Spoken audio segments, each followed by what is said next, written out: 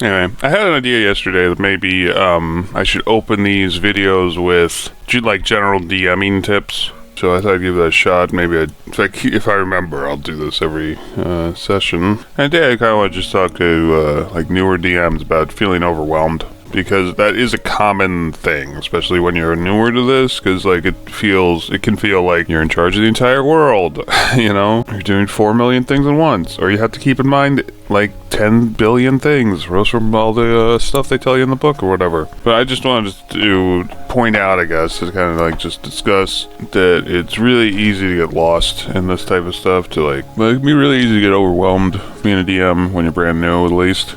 Especially when you're brand new, help you keep things in a perspective. It's just to remember that the only thing that's important at any given time is the answer to this question, and that's, what is the party doing right now? Just ask yourself that question if you're ever feeling overwhelmed, or ask the party that question, even better. What are you doing right now? Because they will answer it. They will typically have something to say. But it's really easy to get a little overwhelmed with all this stuff. But the other thing I wanted to say is that really you're only ever doing 4 things. One of 4 things, You're running combat, you're running dungeons, or you're role-playing with NPCs. That's the third thing. And the last thing is running overhead travel, or running the hex crawl system, which you might call it, because when you do overland travel like this, everything's always in hexes, like you can see like that. When you do like a normal battle map or whatever, a normal dungeon, everything is then in squares. I don't know why D&D does it that way, but that's how they do it.